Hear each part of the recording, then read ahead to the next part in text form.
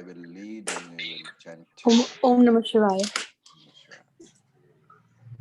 Om Sadashiva Samarambham Shankaracharya Madhyamam Om Sadashiva Samarambha Sankaracharya Madhyamam Asmadacharya Paryantam Vande Guru Paramparam Asmadacharya Vande Guru Paramparam.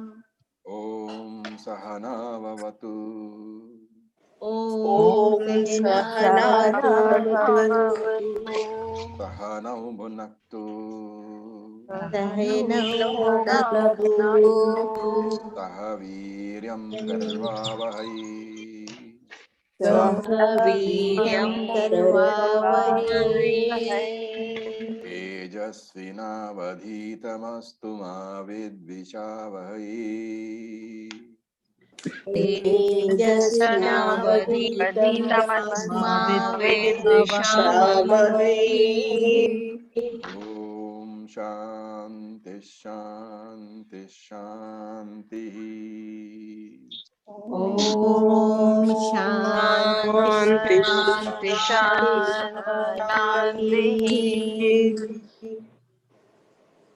Okay, I've just muted all of you. Before we start, there are a few people who have joined new today from the online TTC. Welcome to all of them. Just to bring you up to date, we have had 4 classes so far, and in those 4 classes, we covered what is known as the Gita Dhyanam. And at the end of this session, I will be sending out a link to you. That link is for the video recording of all the classes, including today's. So before the next Sunday, I would request those who are new to completely go through all those 4 sessions, including today's session. So today's session, of course, the idea is that you revise every class at least once or twice in the week, so that before the next class, you are all up to date and you remember everything that has been taught. Okay.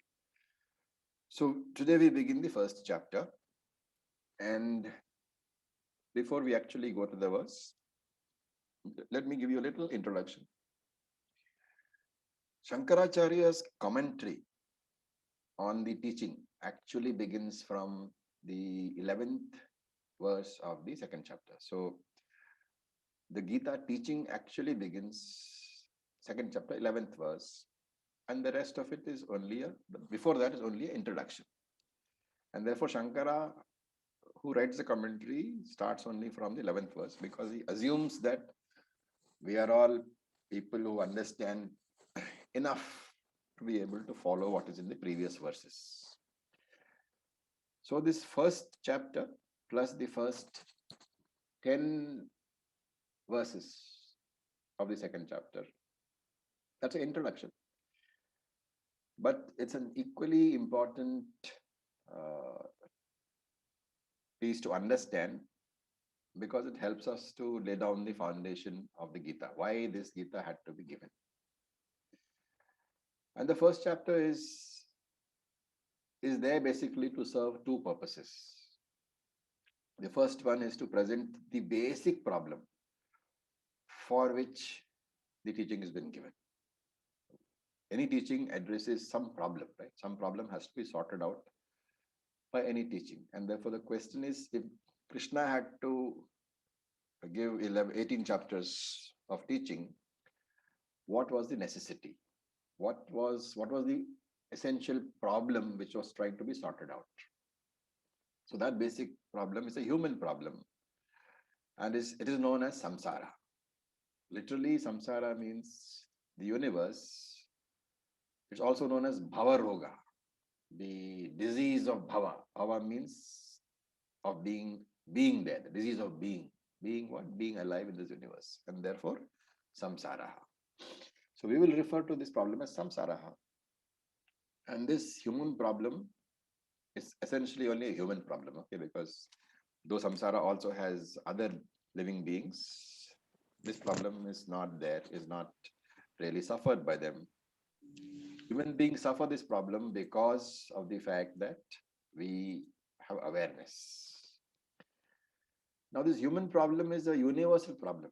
It's not that it is restricted only to Hindus or Indians or those who believe in the Vedas. And whether people have bothered to analyze this problem or not, the problem exists. What is that problem? This problem exists irrespective of your religion, of your caste, of your education, of your age, of your sex, of your ashrama, whether you are grahastha ashrama, whether you are brahmachari ashrama, whether you are a sannyasi, whether you are a vanaprastha. This human problem is there. And it is not that it has suddenly come about today, because this problem was there at the time of Arjuna also. And we are facing this problem today also. And even after 20,000 years, human beings, if they are still there, will continue to face this problem. And this fundamental problem, as I said, the scriptures call Bhavarogaha, or more popularly, Samsara Rogaha. So Samsara Rogaha is the problem which the teaching addresses. Why? Because the entire Gita Shastram is a remedy for this disease. So the entire presentation of the Bhagavad Gita is presenting it as a solution, as a pariharam for this problem of samsara. And since it relieves you from samsara, it frees you from samsara, it is called Moksha Shastra, because it gives you moksha from samsara. So in case that establishes the connection, what exactly is moksha? Moksha is freedom. So freedom from what? Freedom from samsara. And Gita deals with this. That is the first reason for the teaching, for the first chapter to exist. And the second reason is an equally important one. It introduces the guru and the shishya, because the entire dialogue is going to be between Krishna, who is the guru, and Arjuna, who is the shishya, the spiritual seeker. And because this is a samvada, a dialogue between them, these two are also introduced in this first chapter. So that was a brief overview of the two topics. Now let us look at a bit more detail. So samsara varananam, a discussion on samsara. And Vyasacharya presents this samsara, this problem, as a combination of three diseases. And as you know, the one is a roga, the disease, but when there are more than one disease, like suppose somebody has got typhoid and at the same time he's got diphtheria and something else, it's no longer one disease, it's called a syndrome. So samsara is a combination of three diseases and therefore it can be called a syndrome. So samsara syndrome. And what are those three diseases? One is raga, attachment. One is shokaha, sorrow. And one is moha, delusion. So raga, shoka, moha. The combination is called samsara. Raga. So raga, very often we think as passion, but raga is an important word. It signifies attachment, emotional dependence, psychological addiction. This is called raga. Right? This is not the music raga. Okay, anybody who is musically minded, this is Vedantika raga. Attachment, which means there is an emotional dependence and there is a psychological addiction to what? To the object of your attachment. And having said that, the question might arise, why is raga considered a problem? Because, love is said to be a very important thing in human life. And Vedanta agrees. Vedanta says, yes, love is extremely important. And it's a very positive emotion. But we are not talking about love. We're talking about attachment.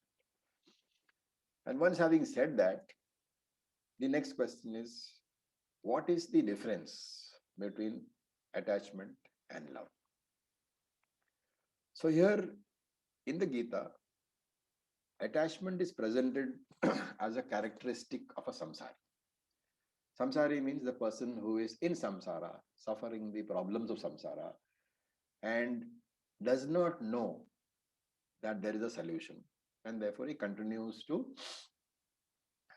you know, stay in that ocean of samsara. Samsara is also called, very often called an ocean of samsara, because you can drown in that ocean, and therefore the Ajnani has the characteristic, has the trait of raga, attachment.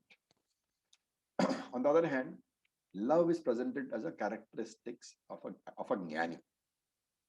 And hence, because of the fact that the Gita presents love and attachment separately, one belonging to the samsari, the ajnani, and one belonging to the wise man, the jnani, it is necessary for us to have a very clear idea of what this attachment and love are. They have to be very clearly differentiated by us. So, in short, to begin with, we'll state it in one line. Vedanta is against attachment. Vedanta criticizes attachment, but Vedanta promotes love. It's all for love. So then the question is, what are the differences? So number one, attachment is based on selfishness, which means when I'm attached to some person or to some object, what do I think of? I think of what can I get from this. Supposing it's a relationship we are talking about. And in the relationship, if you are attached to the person, to your partner, for example, and the whole idea is I am interested in my happiness. And because I want to be happy, the other person makes me happy. And therefore, I have a emotional addiction to that person, a psychological addiction to that person. This dependence is selfish because it is based upon my happiness. And that selfish dependence is called attachment, or it is called raga. Okay, let us just finish this. I know you must be having some questions. Let me just finish this discussion. It won't take very long. And then I'll open up for questions. So the first thing is the selfish dependence is called raga, whereas love is a completely different kettle of fish. It is based on selflessness. I'm interested in the other person. It doesn't mean that, I should ignore my own happiness. I should always keep my own happiness in mind, but not at the cost of the other person. Therefore, love is based on selflessness, whereas raga, attachment, is based on selfishness. That is the first difference. The second difference is when the relationship is based on attachment, this attachment manifests in the form of taking, of receiving. I hold on to situations, I hold on to things, I hold on to people, which means I'm attached to things, situations, and people because I expect to get something from that relationship. I'm always taking something, whereas love is something based on giving. So one is in the form of taking, one is in the form of giving. Some people use the word sacrifice for this giving, which I wouldn't like to use, because when one is giving, if I am giving something to somebody I love, it means that the happiness of the other person is more important to me than what I am giving away. And because of this thing that I'm giving, because what I get out of the giving is more important than any pain I get out of giving. So that you really can't call it sacrifice. The value out of giving is more than the value in which I lose by giving away. And therefore, really speaking, there is no sacrifice. And that's why I say love is based on giving. So one, attachment, raga, is in the form of taking. Love is in the form of giving. That is number two. The third one, which in today's world is very, very painfully obvious. Attachment is always conditional. I hold on to relationships as long as that relationship is beneficial to me. As long as I am being benefited, as long as I'm getting something which I want out of that relationship, I am comfortable with that relationship. The moment this situation changes, the moment I find that I no longer get what I need from that relationship, I drop that relationship. So again, it's conditional on my wants being fulfilled. So attachment is conditional on my wants being fulfilled, whereas love is not based on conditions. It is unconditional. At number four, because of what we have said about first three factors, what is the conclusion? Because the first three factors are invariably focusing on me, on my mind, therefore the conclusion is that my mind is constantly depending upon the other person for its happiness, which means it's a weak mind. A weak mind, it's an empty mind because it's not happy by its own. It's not happy by itself. And that is why it depends upon external factors for happiness. It could be anything. It could be a person, usually a person. It could be objects. It could be events. It could be name, fame, all those things. But if my mind depends on those things for happiness, then that mind is a weak mind. So attachment invariably is born from a mind which is weak. Whereas love is born out of the strength of the mind, of the fullness of the mind. And again, because of the strong emotion involved in attachment, this very strong emotions which arise out of raga, they have the capacity to cloud your intellect, to cloud your judgment. And therefore, in raga, you will find that the intellect is clouded and therefore could lead to violation of dharma.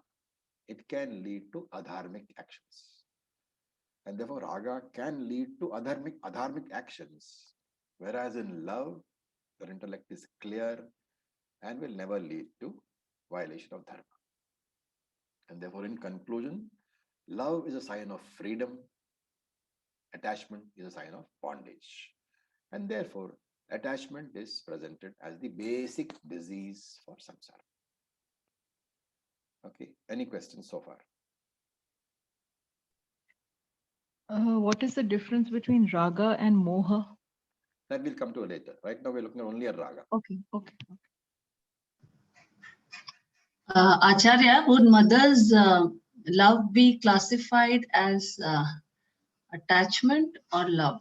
Assuming that it is not that she's loving the child because she's expecting something back from the child when they grow old and he should look after me. I would say that, as long as the child is, say, under 3, is love. After that, things like, why doesn't he respect me? Why doesn't he or she do what I say? I have done so much for you. All those things start to come in, is it not? Yes. So the purest form of love is probably between the mother and child as long as the child is helpless and does not have its own mind. Once the child expresses its own mind, then unfortunately things begin to change. Thank you. Okay. So then we go to the second portion. we said was second one, what we said was shoka. Shoka is sorrow.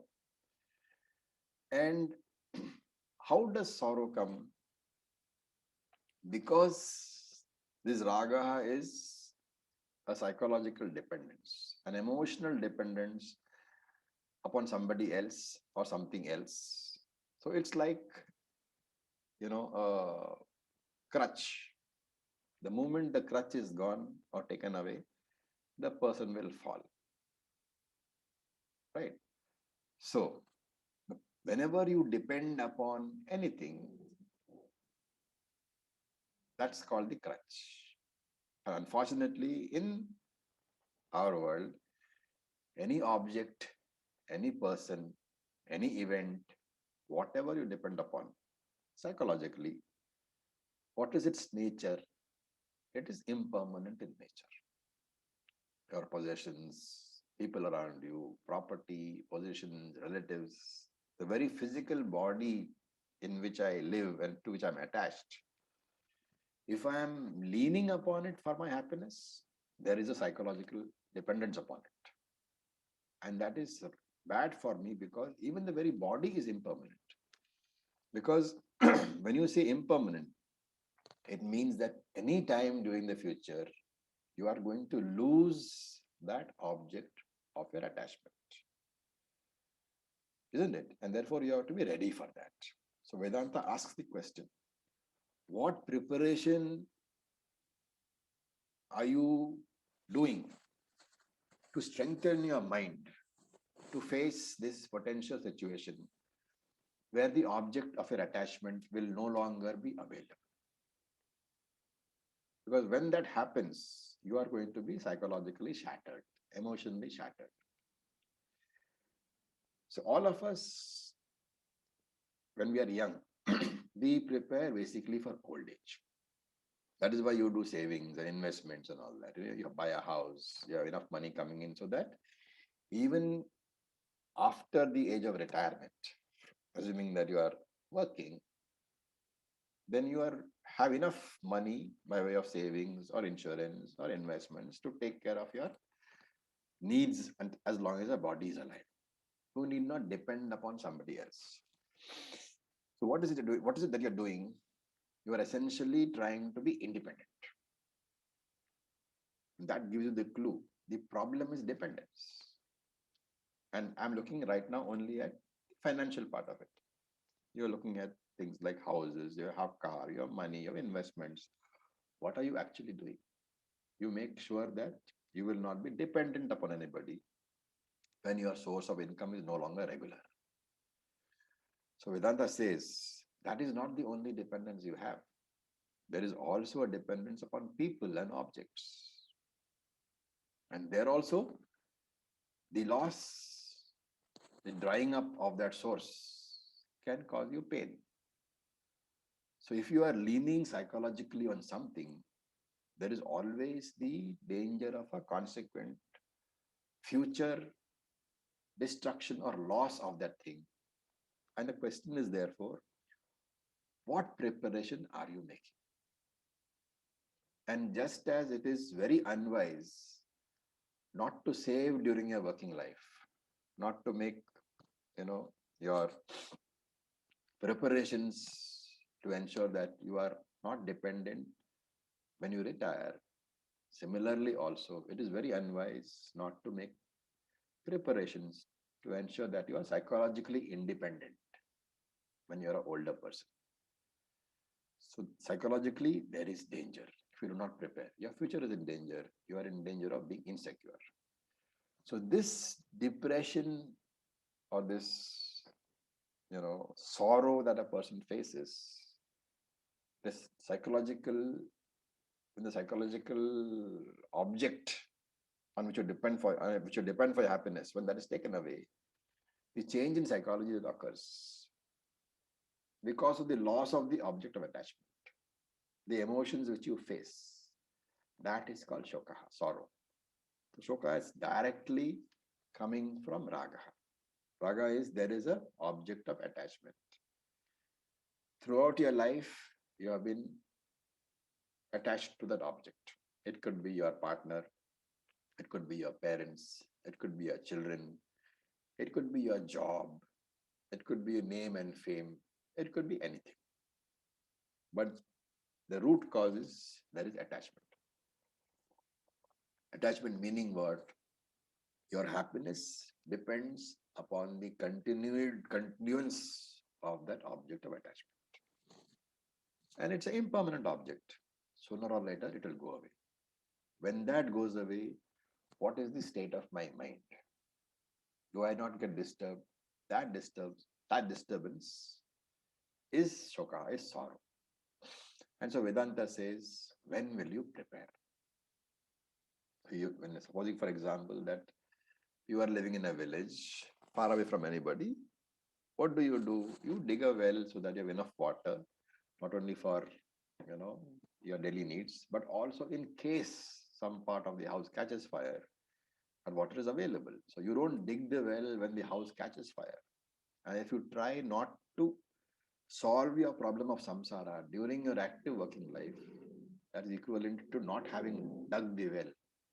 And when the fire actually comes, when the tragedy actually strikes, then you will find that you are not prepared. So that is the second portion, sorrow. And the third disease that Vyasacharya presents is called moha, delusion. So how does delusion work? We already saw when there is raga, because of the absence of the object of attachment, shokaha, sorrow can arise. Right? Now, supposing I am attached to something very strongly and that object is lost. What is my sole obsession? I have to get that object back. So there is a very strong emotion. And as I said, because of this strong emotion, the intellect doesn't function very properly. And therefore, this intellect is clouded by raga and shoka. And this clouded state of the intellect, the confused state of the intellect, that is called moha, delusion or confusion. So the Hindi moha is different. The usage in Hindi is that it is equated to raga, which is clearly incorrect. Because raga is the cause, moha is the product. And before raga and moha, there is also shoka. So raga, shoka, and then moha. And what happens when the intellect is clouded? What has happened? The background is what? I have lost the object of my attachment. And therefore, I want that object to come back. I will take all sort of actions to get that object back. And the general clear intellect, which helps me take ethical decisions, is no longer there because it is clouded by a strong frustration that I want that object back. And when this clouded intellect takes decisions, most likely those decisions will be incorrect decisions. Why? Because I will do whatever is required to get that object back or to replace that object. Supposing the object is gone permanently, then I want to replace that object. My sole driving force in life is to replace that object of attachment. And therefore, I will do whatever is necessary for that object to be restored to me or to be replaced, as the case may be. And when I have this kind of a mindset, even if the decision is unethical, even if the action is unethical, for me, it is right decision. And whatever intellect tells me is ethical transaction, ethical decision, for me, it will appear to be a wrong decision. Therefore, all wrong decisions will appear as right decisions.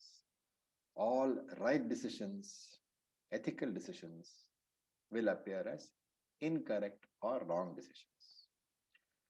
This inversion of view, this inverted view, this clouded perception is called moha, and this will lead to adharmic way of life.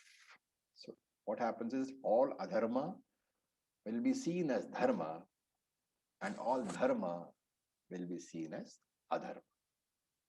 This confusion, this delusion is called moha. And it doesn't end here. Once my mind is clouded, once my vision is clouded, my buddhi will take incorrect decisions. Because of those incorrect decisions, the situation will become worse. And I will have more worries. And those worries will again cloud my mind more. And I will take worse decisions. So a whole chain reaction is set. My whole life becomes a series of raga, shoka, moha, back to raga, back to moha, back to shoka. You will never get out of dependence because you will be replacing one object of dependence by another object of dependence. Only the object of dependence changes. The dependence remains. The raga remains. Only the object of attachment changes. And therefore, you will find that you won't be working for your freedom. You will be changing from one dependence to another dependence. Like you have people, who change from cigarettes to BD. And they think it's a big improvement. They have not given up smoking. They have just changed the object which they smoke. So you have not solved the problem at all. You have only changed the disease from one disease to another disease. And therefore the suffering goes on. This cycle of changing objects of attachment, going from suffering to suffering, is the human problem, which we call samsara. That is the discussion on samsara. I will just introduce the second portion again, which is the Guru Shishya. And then we can come back for a short break for discussion. So what is the second purpose? I said the second purpose was introducing the Guru and the Shishya. Because we should know who is talking to whom. And there is another angle to this. We should know what kind of a person is a qualified guru, a qualified teacher, and what kind of a person is a qualified student, a qualified shishya. So here, the guru is Lord Krishna himself, and the disciple is, the shishya is Arjuna. And the context is what? The context is the Mahabharata war. This is the basic introductory background. So we'll take a short break if you have any questions. Otherwise, we'll start with verse number 1. So most of the times, we actually make decisions using emotions and not intellect. That is the way we are built. That is, Shastra says that is wrong. That is why we have problems.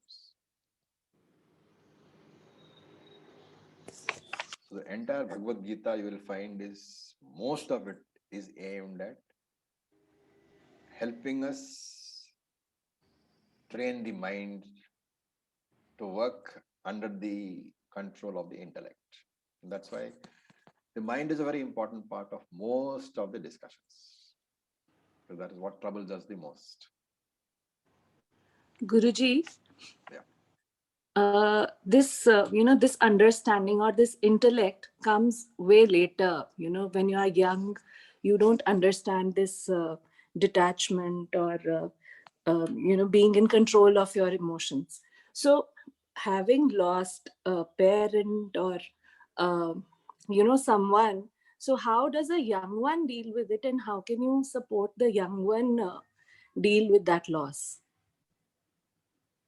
See, one of the problems is because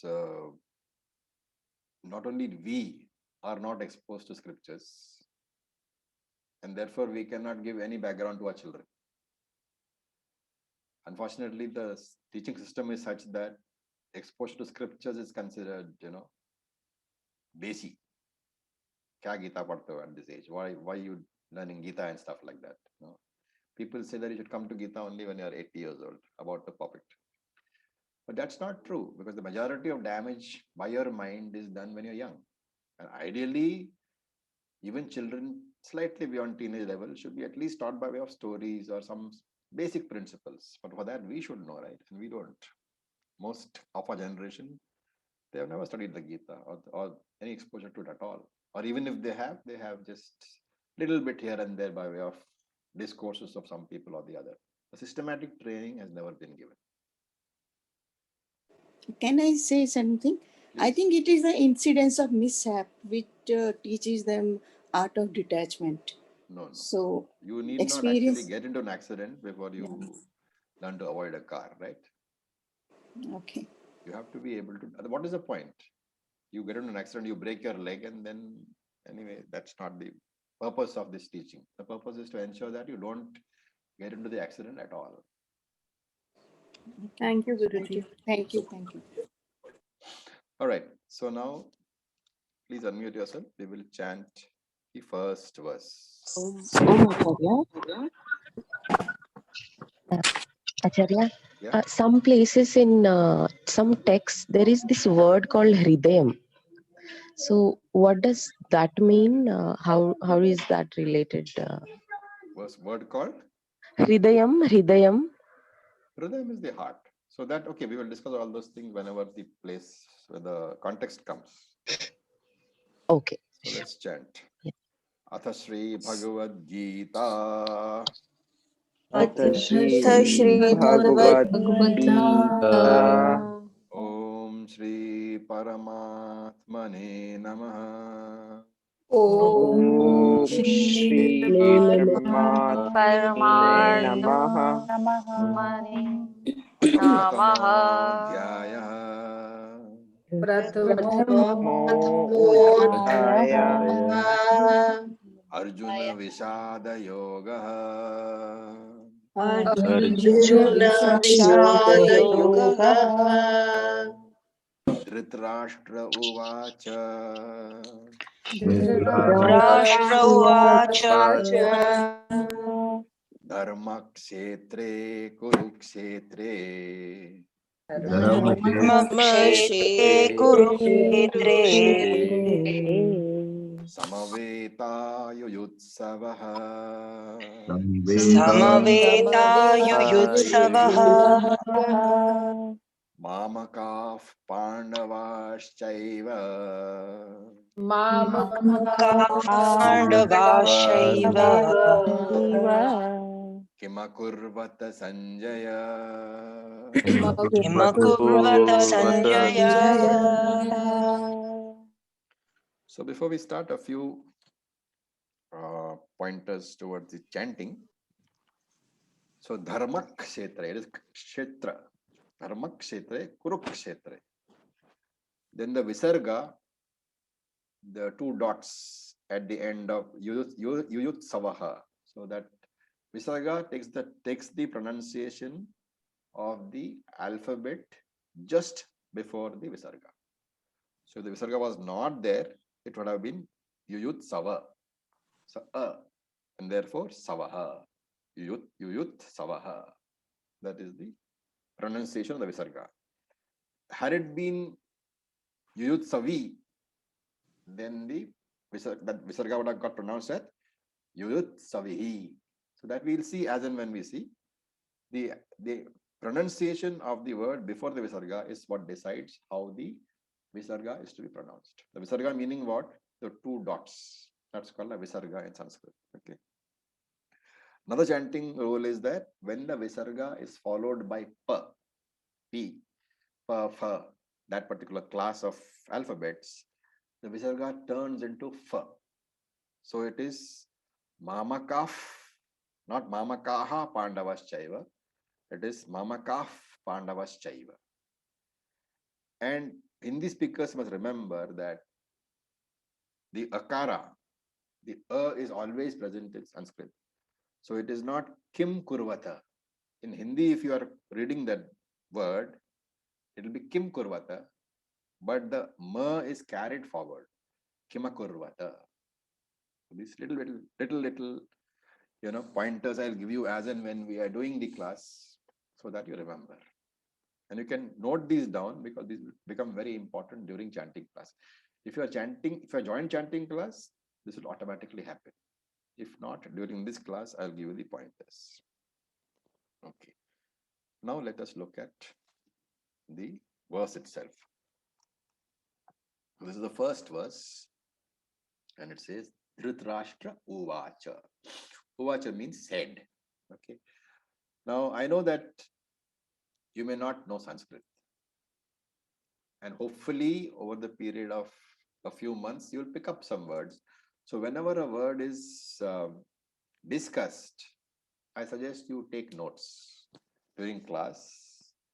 Or if you don't want to take notes during class, you look at the class lecture again after class during the week following before the next class, and note down important words, because it's the faster you learn a little bit of Sanskrit, easier it is for all of us. Okay. So Uvacha means said. So Dhritarashtra Uvacha, Dhritarashtra said. Okay. What did he say? Dharma Kshetre Kurukshetre. Dharma Kshetra means the land. In this land of Dharma, Dharma Kshetre. Kshetre means in Dharmas, in Sanskrit, it refers to, or in Hindi, if you are saying Dharam ke Kshetra me, that me is what is indicated by Kshetre. Dharma Kshetre Kurukshetre. So not just land of Dharma, in this land of Dharma, which is Kurukshetra, which belongs to the Kaurava family. Dharma Kshetre Kurukshetre. Samaveta means assembled. Assembly has been there. What is the assembly? Of the army, both the armies. So Dharma Kshetre Kurukshetre, in this land of the Kauravas, which today has become the land of Dharma as well, because the Dharmic war is going to be fought. And therefore, Samaveta assembled. Yuyutsavaha. Yuyutsavaha is an important word. I would request all of you all to keep yourself mute so that there's no disturbance for the others or in the recording. Okay. Yuyutsavaha is a special word which means having a desire to fight. Yuyutsavaha, having the desire to fight. And Mamakaha. Mamakaha means my sons. Mamakaha, my sons. And Pandavaha, the sons of the Pandus, Pandava family. Cha. Cha means and. So these little things in the beginning you must note down. By the end, by a few classes, you'll be familiar with the words. Cha means and. Eva. Eva means indeed. Kim. Kim means what? Akurvata. Akurvata means what did they do? Akurvata. What did they do? Hey Sanjaya. Okay, so this is the word meanings. Now look at the sentences. Dhritarashtra Uvacha. Dhritarashtra asked. And you can rearrange this whole sentence. Hey Sanjaya, Mamakaha Pandavaha Eva Kim Akurvata. O Sanjaya, Mamakaha Pandavaha. What did my people? Cha Pandava. So we can put Mamakaha Cha Pandavaha. What did my people and the sons of Pandu do? Eva Kim Kurvata. What are they? What did they do? Where? On the battlefield. And this Mamakaha Pandavaha, there is a description of those two words. Yuyutsavaha, Samaveta Kurukshetre. Desiring to fight, they are assembled in Kurukshetra, which is also Dharmakshetra. That is the individual word meanings. So this is how we will progress. First, we will look at the individual word meanings. We look at the sentence formation, which is called the Anvaya. And then there will be a what they call discussion. But English, simple translation, what did my people and the Pandavas, who were eager to fight and who are assembled in the land of Kurukshetra, Dharmakshetra, What did they do, O Sanjaya? So it's a question that he's addressing to Sanjaya. Now you must know the background. Why is the question addressed to Sanjaya? Because obviously Dhritarashtra and Sanjaya are in the palace. And the palace is far away from the what they call battlefield. So why is the question addressed to Sanjaya? Because He, Dhritarashtra is blind. Sanjay has the jnana drishti to see what is happening in the battle. Sanjaya has been given divine drishti, divya drishti, to see what is happening in the battlefield. And therefore, without moving from the Dhritarashtra's side, Sanjaya is actually able to see what is happening. And therefore, Sanjaya is relating to the king. Dhritarashtra is the king, the Kaurava king. Okay. So the first word in the Gita after Dhritarashtra Uvacha is dharma. Dharma kshetre. So there is a definition. Dharmo raksati rakshitaha. Definition of, there is a very beautiful little definition. Dharmo rakshati rakshitaha. So rakshitaha means the one who protects. Rakshati means the one who is protected, and dharma. So dharmo rakshati rakshitaha means dharma protects the one who protects dharma. So protecting dharma is to live a dharmic life, doing what needs to be done. And here the meaning is that if you want dharma to protect you, you must make sure that you protect dharma. And how is dharma protected? Dharma is protected.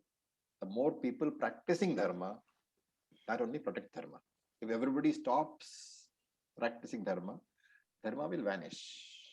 And therefore, dharmo rakshati rakshitaha means you, the dharmic person, if you want dharma to protect you, you have to live the life of dharma. Because only by living the life of dharma can dharma be propagated. And unless dharma is alive, how can dharma protect it? That's the first word, dharma. Then mamakaha pandavaha. They are very significant words. In the Indian system, the uncle, the father's elder brother, is in the has a very important role to play, because the father's elder brother is like a guardian to the entire family.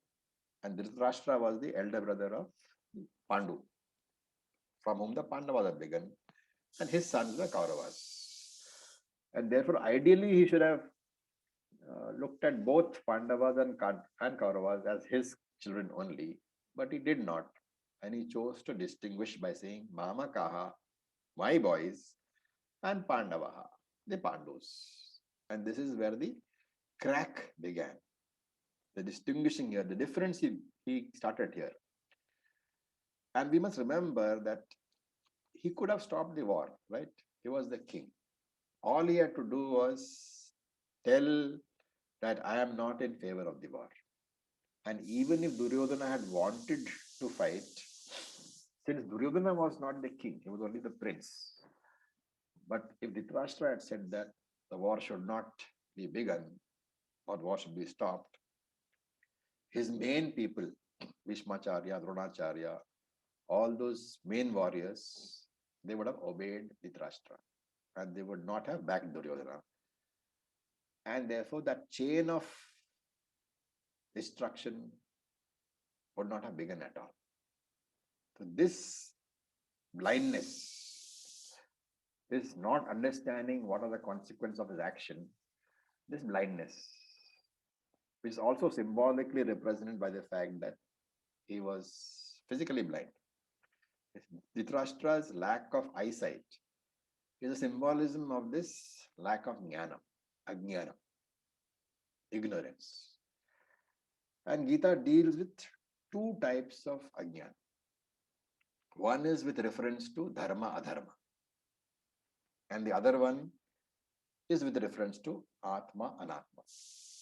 So remember, always Ajnanam falls into two categories. One is Dharma Shastra Ajnanam and one is Jnana Shastra Ajnanam.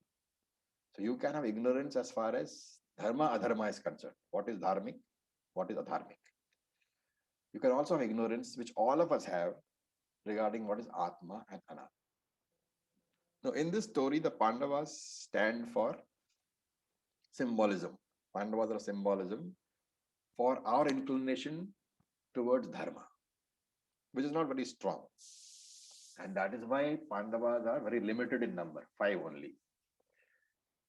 The Kauravas stand for all those negative qualities born out of Ajnanam, which are many in number. That means Pandavas stand for our natural inclination towards Adharma, and therefore they are 100 in number.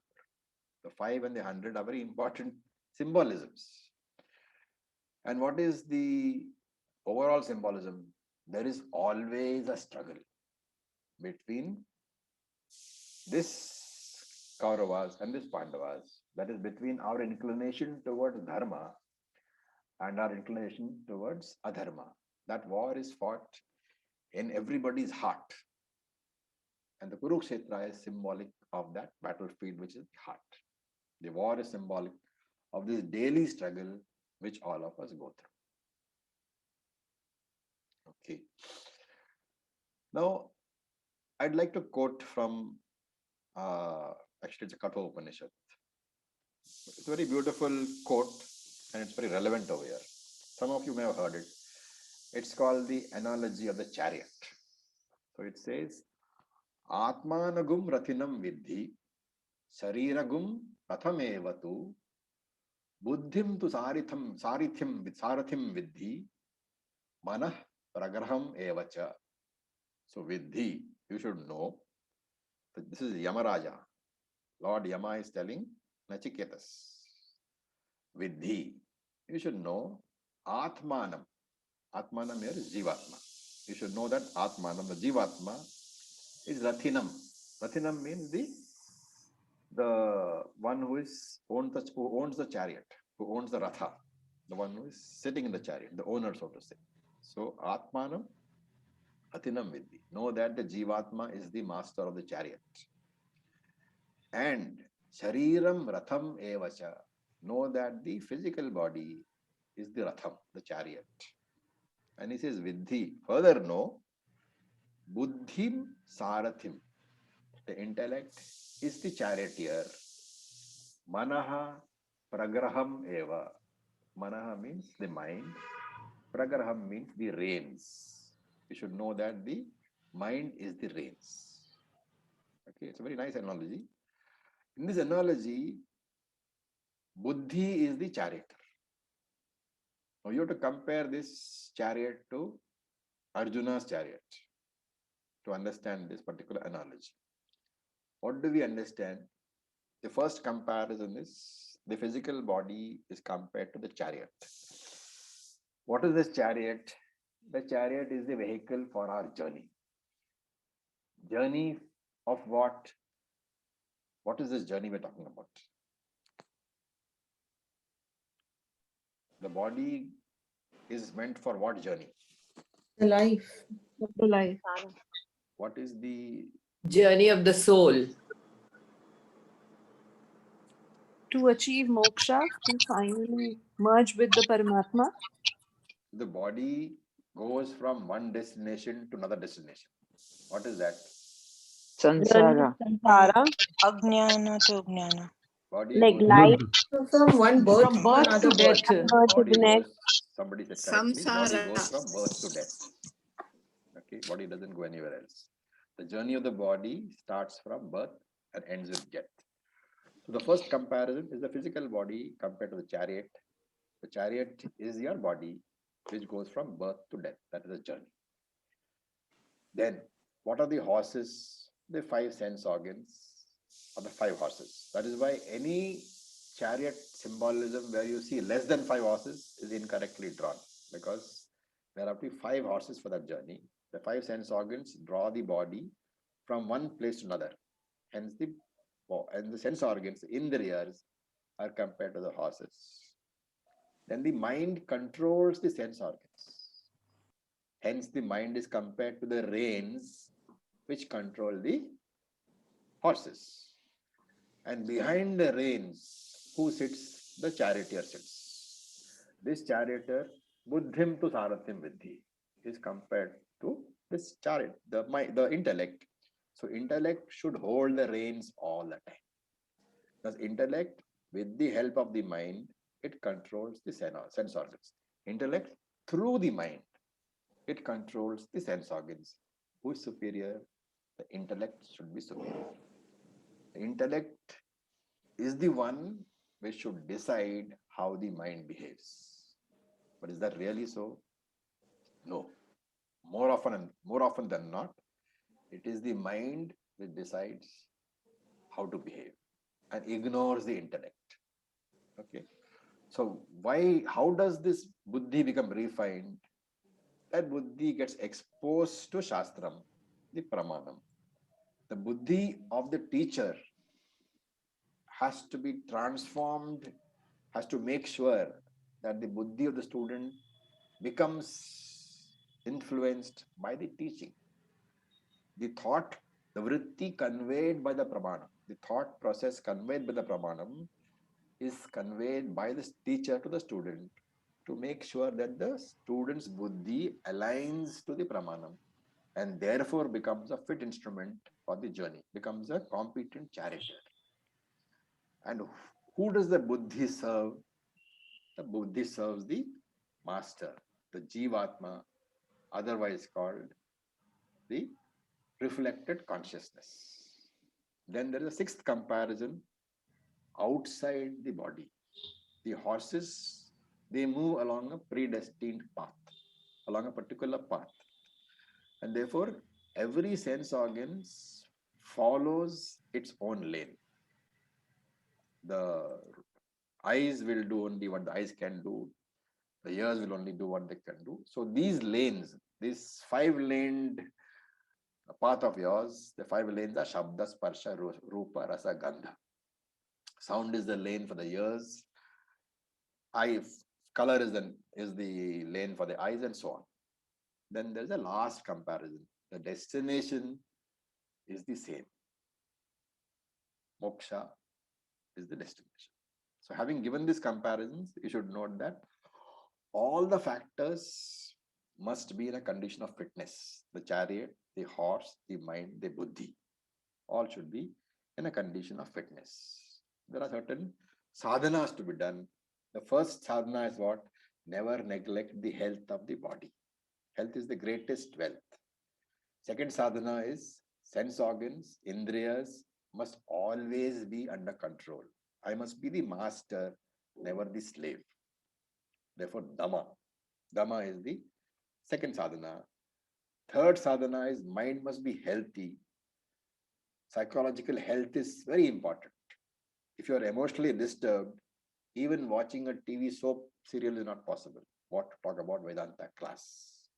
And therefore, emotional health is extremely important. I should develop good qualities and avoid negative qualities. So this is Shama, third sadhana. So with this, I'll stop for the day. Few minutes for questions if you have, otherwise we can wind up. Raviji, could you please repeat the quote which you just explained in detail about the charioteer and the horses in Sanskrit, please? I will put it in the group for you. Oh, great. Thank you, Ji. Thank you. Sir, could you also put that quote of Dharma Rakshe, that Sanskrit quote you mentioned? Yeah, sure. Thank you. Could you just repeat that one where you said why Pandavas are less and Kauravas are more? What is the symbolism? Symbolism is that your natural tendency for dharmic activities is less than your natural tendency for adharmic activities. And therefore, Pandavas are less and Kauravas are more. Pandavas represent dharma, Kauravas represent adharma. Okay. Okay, so with this, we'll stop here. I will request you all to go over this lecture at least once or twice, make notes, and if you have any questions, put them in the group. Sir, I have one question. Yes, Manu. You said two things here, mind and buddhi or intellect. One is Ren and another one is Sarathi. This mind is that manaha. Manaha. Okay. The mind here, manaha, which receives the inputs from all the sense organs. The processing capacity is there of the mind.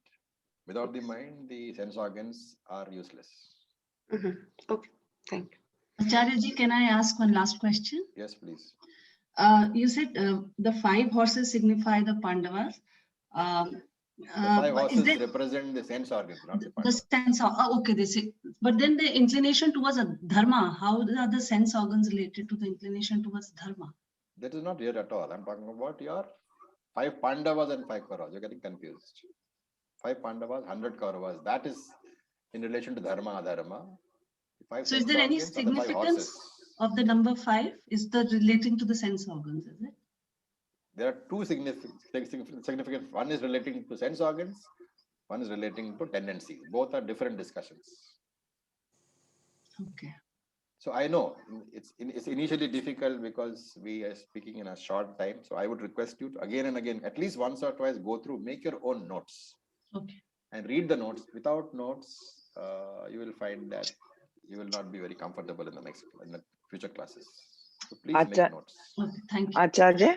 Yeah. Acharya? You used the word sense control, dhamma, and mind, emotional health, shama. Is there a word for fitness of the body, the first sadhana? Not in this. It is basically your, yeah. Okay, but thank you. Om Purnamadav Purnamidam Purnat Purnamudachyate Purnasya Purnamadaya Purnam Eva Purnamadaya Vashishyate Purnam Eva Vashishyate Shanti. Have a great day, guys. Shivaya. Thank you. Thank you, sir. Thank you, Acharya ji.